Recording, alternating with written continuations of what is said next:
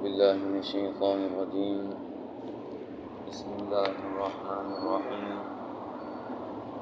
رب اشرح لي صدري ويسر لي أمري واحلل عقدة من لساني يفقهوا قولي. رضيت بالله ربا وبالإسلام دينا وبمحمد صلى الله عليه وسلم نبيا ورسولا. مولاي صل وسلم دائما أبدا على حبيبك خير الخلق كلهم، منزه عن شريك في محاسنه، وجوهر الحسن فيه غير منقسم.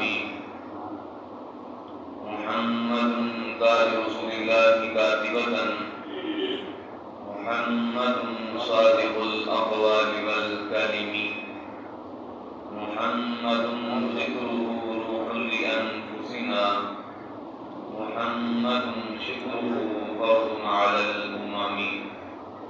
رب صل وسلم دائما أبدا على حبيبك خير الخلق كلهم.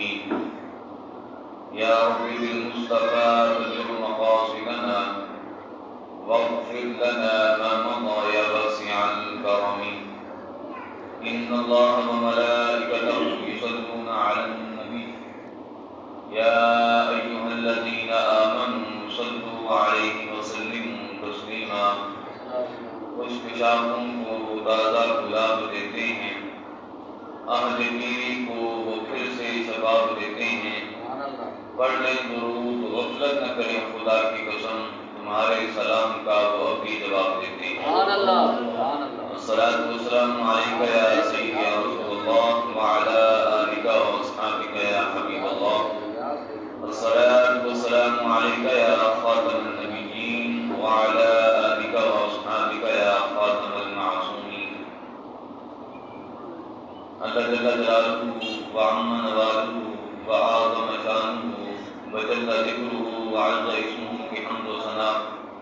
حضور سرور کائنات، مفخر موجودات، زینت بزم کائنات، قائد المرسلین حضور احمد مصطفیٰ حضرت محمد مصطفیٰ صلی اللہ علیہ وسلم کی حضور ناز میں اپنی ارادتوں، محبتوں اور عقیدتوں کا خراج پیش کرنے کے بعد دعا ہے کہ خالق لمبی تل ہماری اس حاضری کو اپنی بارگاہ کے اندر قبول و منظور فرمائے، اور رب الجلال محبوب عالم صلی اللہ علیہ وسلم کے صدقہ سے، رمضان مبارک کے صدقہ سے اور قرآن پاک کے صدقہ سے رب الجلال ہم سب کے تمام صغیرہ اور کبیرہ گناہوں کو معاف فرمائے، اور رب الجلال ہم سب کے مرحومین کے درجات کو بلند فرمائے.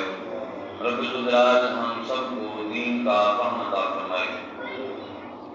رب الجلال کے فضل اور توفیق سے رمضان مبارک کا تیسرا جمعۃ المبارک ہمیں حاصل ہو رہا ہے، اور رب الجلال نے اس کی مقدس گھڑیاں ہمیں عطا فرمائی ہیں.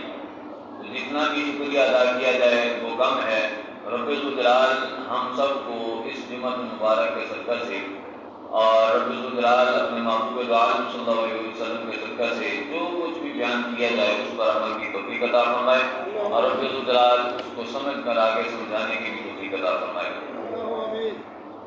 ابتدائی طور پر بہت ہی ایک افسوسناک خبر اور جو امت مسلمہ کے دل کو دہلا دینے والی خبر ہے کہ مسلسل 2-3 دنوں سے مسجد اقصیٰ جو مسلمانوں کا قبلہ اول ہے، تو رمضان المبارک کی مقدس گھڑیوں کے اندر کہ جب تمام مسلمان اپنے اپنے گھروں میں اور کوئی اپنی اپنی مساجد میں عبادت کے اندر مصروف تھے، تو مسجد اقصیٰ میں جو مسلمان عبادت کر رہے تھے، نماز تراویح پڑھ رہے تھے، تو ان پر اسرائیل کی جانب سے ظلم ڈھایا گیا اور قتل و غارت کا ایک میدان برپا کیا گیا، اور ان پر شل گرائے گئے اور ان کو گولیوں کے ساتھ چھلنی کیا گیا.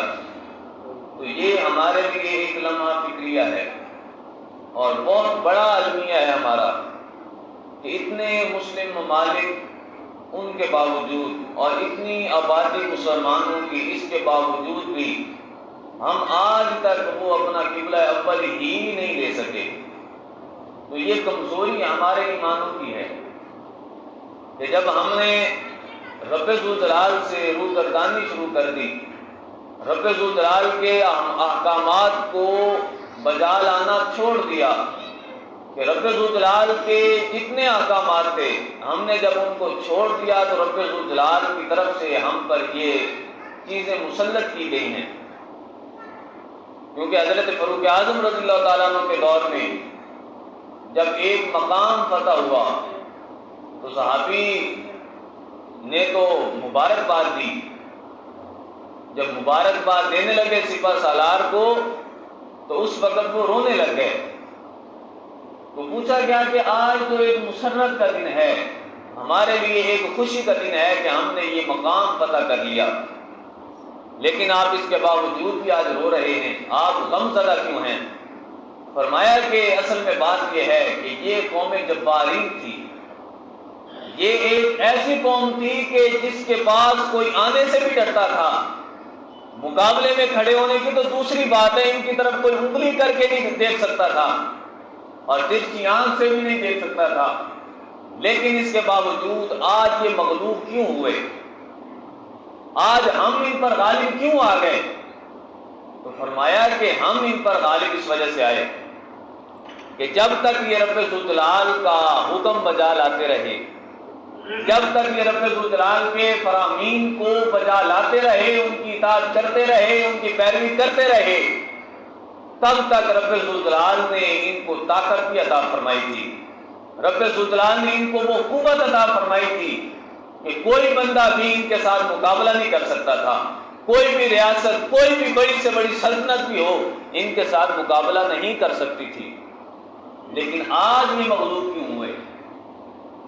فرمایا کہ آج ان کے مغلوبیت کا جو سبب ہے وہ امر الہی سے دوری ہے، کیونکہ انہوں نے رب ذوالجلال کے فرامین کو چھوڑا، اس کے نبی علیہ السلام کی اطاعت کو چھوڑا۔ جب رب ذوالجلال کے دین کو چھوڑ دیا جائے اور رب ذوالجلال کے فرامین کو بجا لانا چھوڑ دیا جائے تو اس وقت یہ ہوتا ہے کہ جتنی مرضی بڑی طاقت ہو، جتنی مرضی بڑی قوت ہو، لیکن رب ذوالجلال کے فرامین سے اعراض کر کے وہ کبھی بھی بڑی قوت نہیں رہ سکتی۔ تو لمحہ فکری ہے ہمارے لیے کہ ہم نے آج کہاں چلنا شروع کر دیا کہ جس کام کا رب ذوالجلال نے ہمیں حکم دیا ہم اس کے برعکس چل رہے ہیں، حالانکہ ہمیں کرنا کیا چاہیے تھا کہ جب رب ذوالجلال نے ہم نے ہر شے سے نوازا ہے، ہر قسم کی آسائش، ہر قسم کی آرائش ہمیں میسر ہے، کیونکہ حضور علیہ السلام کے دور میں، حضور علیہ السلام کے بعد صحابہ کرام علیہ رضوان کے دور میں اس وقت ان کے ایمان پختہ تھے، اگرچہ بے سر و سامانی تھی، ایک گھر ایسا بھی ہوتا تھا کہ ایک ہی ان کے پاس تہبند ہوتا تھا، اگر میاں نماز پڑھنا چاہتا تو وہ اپنے اوپر اڑ کر نماز پڑھتا، اپنی شرمگاہ کو چھپا کر، اپنی شرمگاہ کو ڈھانپ کر نماز پڑھتا، تو جب وہ نماز پڑھ لیتا تو اس کے بعد عورت کی باری آتی، یعنی پورے گھر کے اندر ایک ہی لباس ہوتا۔ تو آج گھر گھر کے اندر اتنے زیادہ ہمارے لباس، رب ذوالجلال نے ہمیں ہر چیز سے نوازا ہے، لیکن اس کے باوجود بھی ہم نے رب ذوالجلال کو نہیں مانا، ہم نے جب رب ذوالجلال کے فرامین سے اعراض کیا تو آج یہ ہماری حالت ہے کہ اتنے مسلمانوں کے باوجود، اتنے مسلم ممالک کے باوجود پھر بھی وہ چھوٹا سا اسرائیل آنکھیں دکھا رہا ہے۔ اس کی وجہ کیا ہے؟ وجہ یہ ہے کہ ہم نے رب ذوالجلال کے احکامات سے اعراض کیا، جب رب ذوالجلال کے احکامات سے اعراض کیا تو آج ہمیں یہ دیکھنا پڑ رہا ہے۔ تو اب ایک داستان ہے عرب شریف کی، جہاں سے دین شروع ہوا، اس وقت کیا ہوتا تھا کہ لوگ اگرچہ ان کو سواری اونٹ پر کرنی پڑتی تھی، اگرچہ ان کو سواری پیدل کرنا پڑتی، یعنی وہ اگر پیدل بھی سفر کرتے جو کچھ مرضی ہو جاتا، لیکن اس کے باوجود بھی کبھی بھی انہوں نے نماز نہیں چھوڑی، جہاں پر بھی نماز کا وقت ہوا انہوں نے نماز پڑھی ہے۔ جس دن روزے کا وقت آیا، رمضان المبارک شروع ہوا، تو انہوں نے یہ نہیں دیکھا کہ میں نے پیدل جا کر سفر کرنا ہے، میں نے پیدل چل کر وہاں پر جانا ہے، میں نے اونٹ پر سواری کرنی ہے اور تپتے ہوئے صحرا کے اندر میں نے اتنا زیادہ مقام عبور کرنا ہے، لیکن اس کے باوجود بھی سامنے تھا سب کچھ، تپتا ہوا صحرا بھی تھا، پیدل سفر کی مشقت بھی تھی اور دوسری سواریوں پر چلنے کی مشقت بھی تھی، لیکن اس کے باوجود بھی صحابہ کرام علیہ رضوان نے کبھی روزہ نہیں چھوڑا۔ سبحان اللہ۔ روزے کی حالت میں جنگیں کرتے اور پھر روزے کی افطاری کے وقت کیا ہوتا، فقط ایک کھجور، اور مقام تبوک پر جاتے ہوئے تو یہ حالت ہو گئی کہ مسلمان جو صحابہ کرام علیہ رضوان تھے، حالت یہ تھی بے سر و سامانی کی کہ اس وقت لوگوں نے جو کھجور کی گٹھلی بچتی تھی وہ بھی اپنے پاس رکھ لیتے، اس کو پھینکتے نہیں تھے۔ سبحان اللہ۔ جب سبب پوچھا گیا کہ سبب کیا ہے تو کہا گیا کہ اصل میں بات یہ ہے کہ ہمارے پاس کھانا نہیں ہے، اور جب ہم نے پانی پینا ہوتا ہے تو اس گٹھلی کو اپنے منہ کے اندر رکھ لیتے ہیں، اور اس کی وجہ سے پانی کے اندر تھوڑی سی مٹھاس آ جاتی ہے، اور جب پانی کے اندر مٹھاس آتی ہے تو اس کی وجہ سے ہمارے بدن کو تھوڑی سی قوت حاصل ہو جاتی ہے۔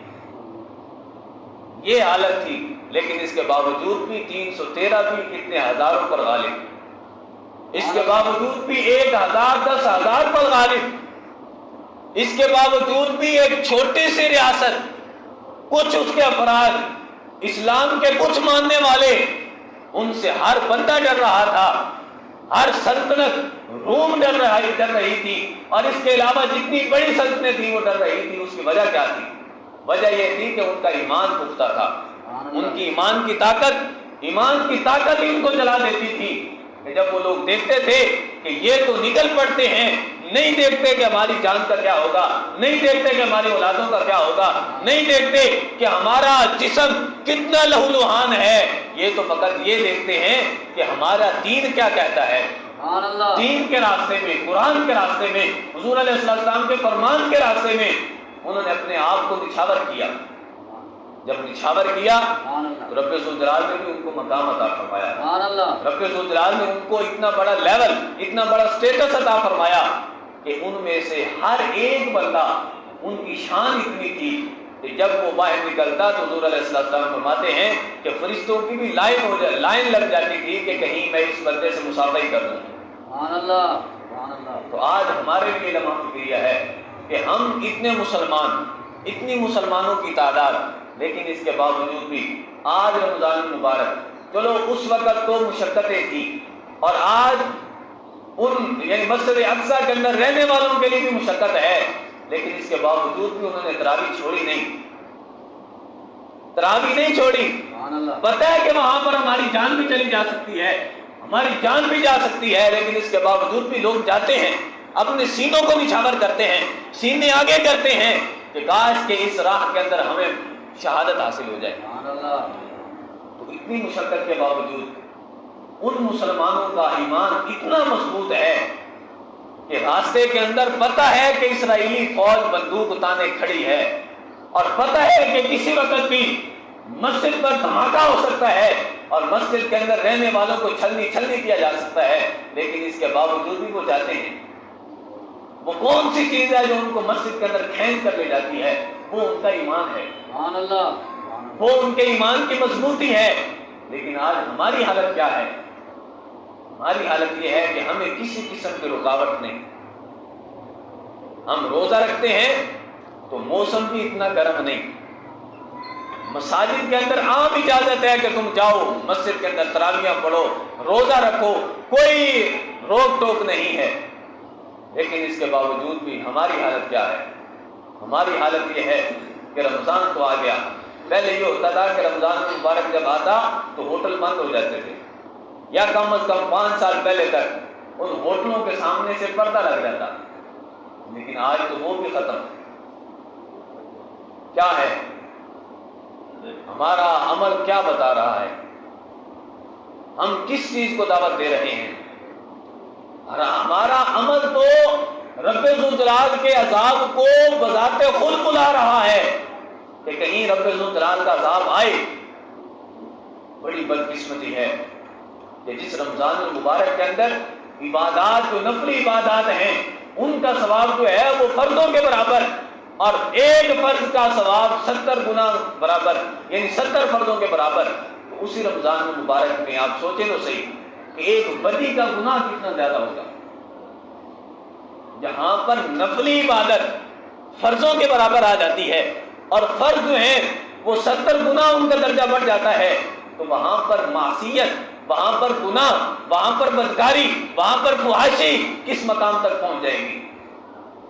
تو یہ رمضان المبارک کا مہینہ اتنا مقدس کہ جس کے اندر ہمیں رب ذوالجلال کی عبادت کرنی چاہیے تھی، اور باقی مہینوں میں بھی ضروری ہے، لیکن اس میں تو مزید رب ذوالجلال کی طرف سے ہمارے اوپر رحمتیں اور برکتیں نازل ہوتی ہیں۔ ایک عشرہ رحمت کا، دوسرا مغفرت کا رب ذوالجلال نے ہمارے لیے کیوں بنایا؟ رب ذوالجلال نے فرمایا کہ محبوب عالم صلی اللہ علیہ وسلم نے ارشاد فرمایا کہ رب ذوالجلال فرماتا ہے کہ روزہ میرا ہے اور میں نے اس کا اجر دینا ہے۔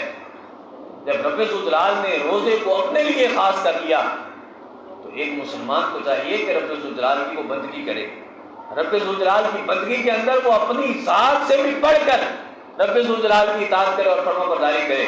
اور محبوب عالم صلی اللہ علیہ وسلم نے ارشاد فرمایا الصیام والقرآن یشفعان للعبد، کہ کیا ہوگا کہ قیامت کے دن رب ذوالجلال کی طرف سے روزے کو بھی اجازت ہوگی، رب ذوالجلال کی طرف سے قیامت کے دن قرآن کو بھی اجازت ہوگی کہ رب ذوالجلال کی بارگاہ کے اندر یہ شفاعت کریں گے۔ سبحان اللہ۔ قرآن کہے گا اپنے ماننے والوں کی شفاعت، اور روزہ جو ہے وہ رکھنے والوں کی شفاعت۔ الفاظ کیا ہوں گے؟ محبوب عالم صلی اللہ علیہ وسلم نے ارشاد فرمایا کہ قیامت کا دن ہوگا تو روزہ الصیام والقرآن یشفعان یوم القیامہ، کہ روزہ اور قرآن قیامت والے دن بندے کی شفاعت کریں گے۔ سبحان اللہ۔ اب شفاعت کیسے کریں گے؟ روزہ کہے گا یقول الصیام رب انی منعتہ الطعام والشراب بالنہار فشفینی فیہ، عرض کرے گا مولا میں نے اس کو کھانے سے روکے رکھا، میں نے اس کو پینے سے روکے رکھا، یا رب ذوالجلال ہر چیز اس کے سامنے موجود تھی، لیکن اس کے باوجود بھی یہ اگر کلی کرنے کے لیے، وضو کے لیے پانی بھی حلق کے اندر یعنی منہ کے اندر ڈالتا تو اس کو خطرہ ہوتا تھا کہ کہیں حلق میں نہ چلا جائے، سبحان اللہ۔ فوراً اس کو ختم کر دیتا، فوراً باہر نکال دیتا۔ اے رب جو کچھ مرضی ہو، گھر میں چاہے اکیلا ہو اور چاہے جو کچھ سامنے اس کے موجود ہو کھانے کا پینے کا، لیکن اس کے باوجود بھی اس نے کچھ نہیں کھایا، سبحان اللہ۔ اس نے کچھ نہیں پیا، اس نے کچھ ایسا نہیں کیا کہ جو میرے منافی ہو، جو میرے تقاضوں کے منافی ہو۔ اے رب فشفینی فیہ، میری شفاعت قبول کر لو۔ اے رب اس روزہ رکھنے والے کے بارے میں میری شفاعت قبول کر۔ پھر اس کے بعد قرآن کیا کہے گا؟ یقول القرآن رب انی منعتہ النوم باللیل فشفینی فیہ، قرآن کہے گا رب ذوالجلال میں نے اس کو رات میں سونے سے باز رکھا، میری وجہ سے یہ مسجد میں آتا تھا اور مجھے سننے کے لیے آتا تھا۔ رات کو جہاں پر لوگ بستروں کے اندر مزے کی نیند سو رہے تھے، لیکن اس کے باوجود بھی اس نے مجھے ترک نہیں کیا۔ یہ آیا، نماز تراویح اس نے پڑھی اور نماز تراویح پڑھ کر مجھے سنا۔ اے رب میری شفاعت اس کے معاملے میں قبول فرما۔ سبحان اللہ۔ اب یہ معاملہ ہے ان لوگوں کا جو صائم بھی ہو، جو روزے دار ہو، جو روزہ رکھنے والا ہو اور روزہ رکھ کر رب ذوالجلال کی عبادت کرنے والا ہو، یا پھر یہ اس بارے میں ہے کہ جو رب ذوالجلال کا قرآن سنتا ہو، نماز عشاء پڑھتا ہو، نماز عشاء کے بعد رات کو نہ سوتا ہو بلکہ رب ذوالجلال کا قرآن تراویح کے اندر سنتا ہو اور اس کے بعد قیام اللیل کا اہتمام کرتا ہو۔ لیکن جو بندہ یہ نہ کرتا ہو، جس بندے نے پورا رمضان گزر گیا بغیر کسی عذر کے، بغیر کسی اس کو کوئی تکلیف، نہ اس کو کوئی ایسی تکلیف جس کی وجہ سے اس کی جان کا خطرہ ہو، لیکن اس کے باوجود بھی اس نے روزہ چھوڑ دیا، روزہ چھوڑا بھی صحیح، اور روزہ چھوڑ کر پھر رمضان کے جو تقاضے تھے ان کو پورا بھی نہیں کیا، رمضان کا ادب بھی نہیں کیا۔ ادب کیا کرنا تھا کہ اگر کسی مجبوری کی وجہ سے تم نے روزہ نہیں رکھا تو کم از کم روزے کا تو بندوبست کرو، روزے کا رمضان المبارک کے جو روزے ہیں یا روزے داروں کا تو احترام کرو، یا پھر رمضان المبارک کے روزوں کا ادب تو کرو کم از کم۔ لیکن ان کی حالت کیا تھی؟ جو روزہ نہ رکھنے والے تھے، حالت یہ تھی کہ لوگوں کے سامنے، بازاروں کے اندر، دکانوں کے اندر، یہاں سے پتہ ہے کہ یہاں پر مسلمان بھی رہتے ہیں، مسلمان روزہ رکھنے والے یہاں پر رہتے ہیں، یہاں سے گزرتے رہتے ہیں، لیکن اس کے باوجود اس کا کام کیا تھا؟ سر عام اس نے پانی بھی پینا ہے، سر عام اس نے منہ کو بوتل لگائی ہوئی ہے، سر عام وہ ہوٹل پر بیٹھا کھا رہا ہے. تو کیا سمجھتے ہیں کہ جہاں پر رمضان المبارک، جہاں پر روزہ، جہاں پر قرآن اپنے ماننے والوں کی شفاعت کرے گا، تو کیا ان کی بے ادبی کرنے والوں کے خلاف شفاعت نہیں ہوگی؟ قیامت والے دن نہیں پوچھا جائے گا کہ تم نے بغیر عذر کے کیوں چھوڑا روزہ؟ تمہاری کوئی تکلیف نہیں تھی، تم حالت عمل میں تھے.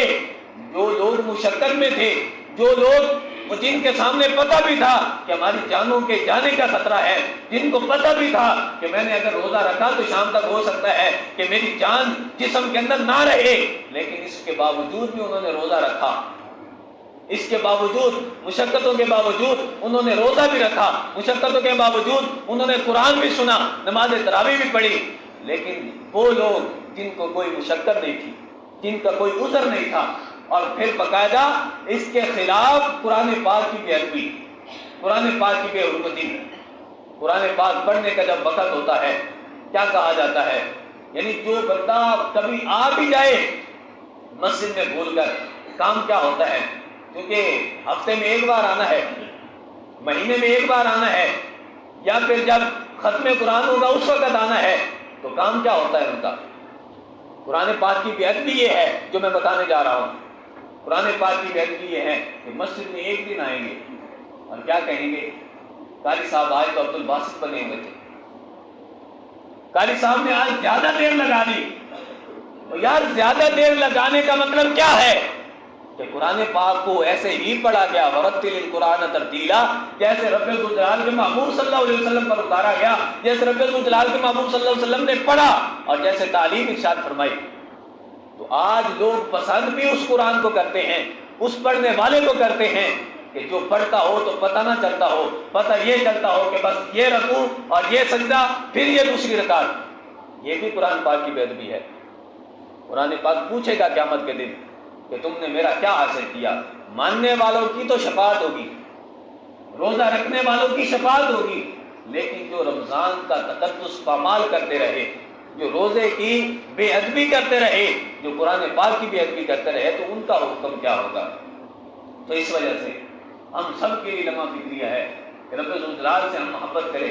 رب ذوالجلال کے محبوب صلی اللہ علیہ وسلم نے ارشاد فرمایا احب اللہ لما یبلوکم من نعمہ، کہ رب ذوالجلال سے محبت کرو. اس کی وجہ یہ ہے کہ رب ذوالجلال تمہیں صبح شام کھلاتا پلاتا ہے، رب ذوالجلال ہر قسم کی نعمت عطا فرماتا ہے.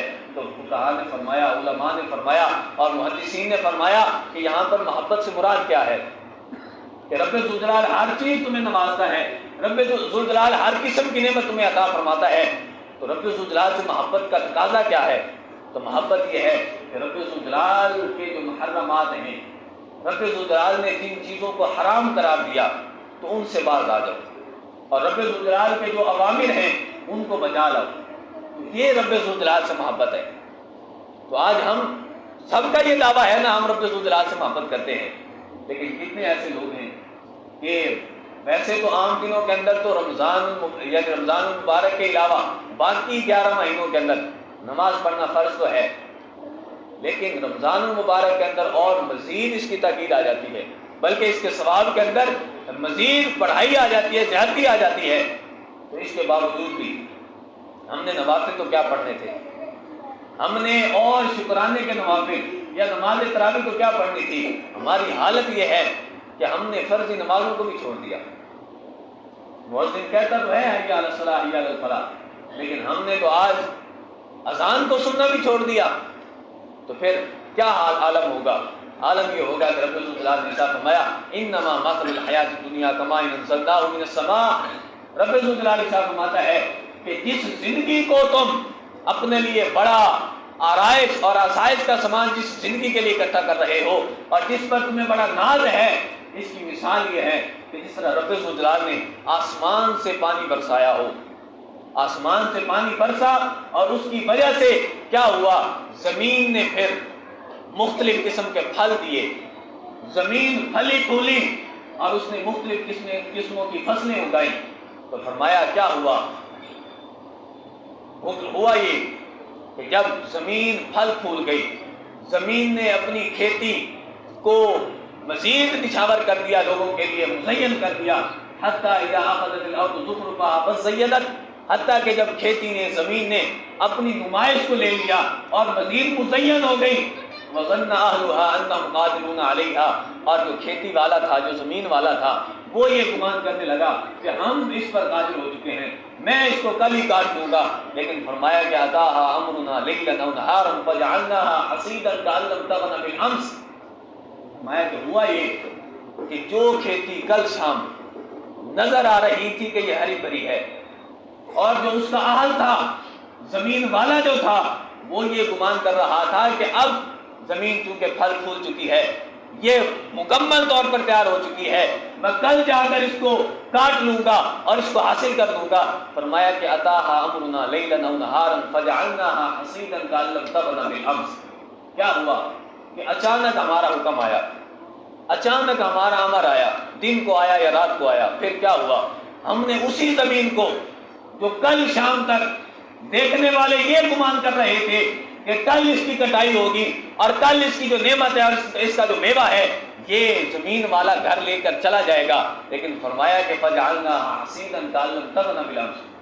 ہم نے حکم بھیجا، اور حکم جب بھیجا تو ہوا یہ کہ اس کا نام و نشان ہی مٹا کر رکھ دیا، کأن لم تغن بالامس، گویا کہ وہ کل شام تھی ہی نہیں۔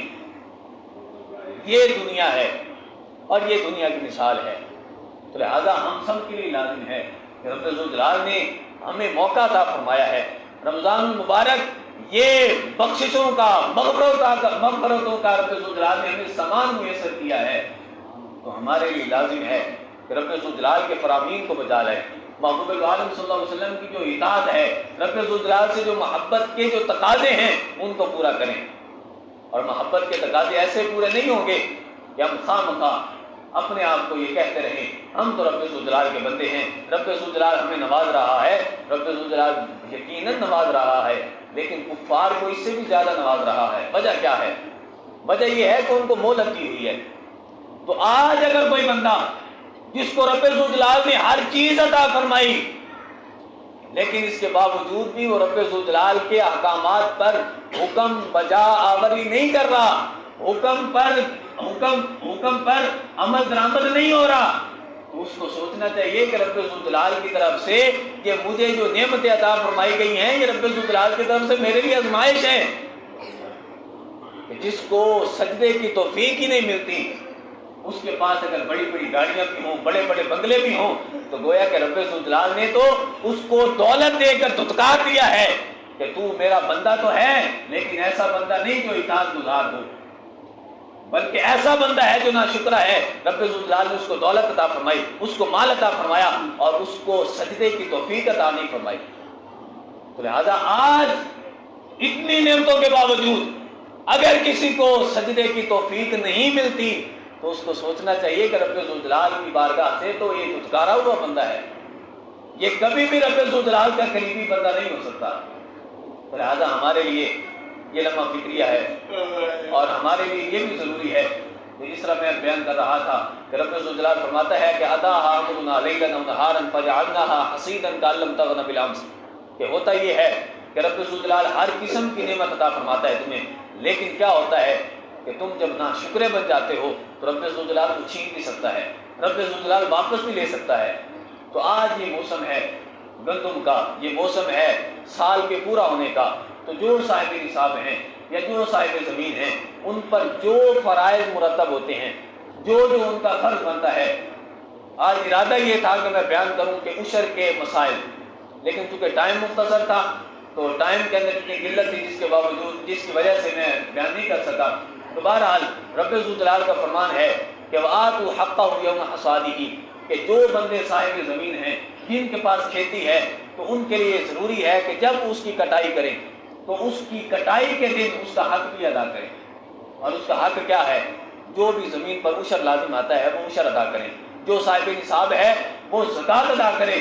کیوں زکوٰۃ اس وجہ سے ادا کرے تاکہ اس کے مال کی پاکیزگی ہو جائے, اس کی مال کی طہارت حاصل ہو جائے, اس کا مال پاک ہو جائے. ورنہ آپ دیکھ رہے ہیں کہ سالانہ با سالانہ یعنی وقتاً فوقتاً جیسے سال گزر رہے ہیں, ہر سال بارشیں زیادہ ہیں, ہر سال طوفان زیادہ ہیں, ہر سال آندھی زیادہ ہیں.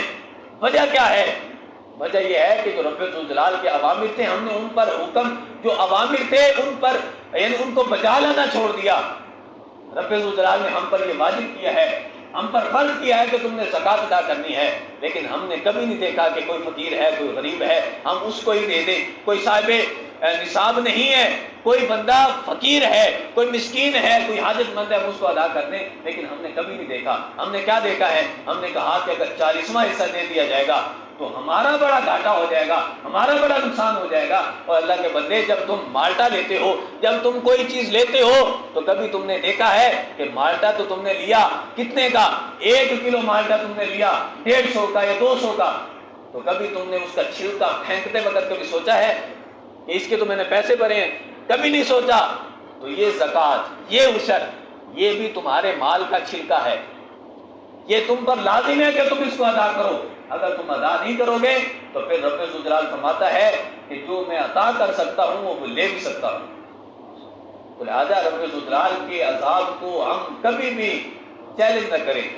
رب ذوالجلال نے جو ہم پر واجب کیا ہے ہم اس کو واجب سمجھ کر اس کی ادائیگی بھی کریں.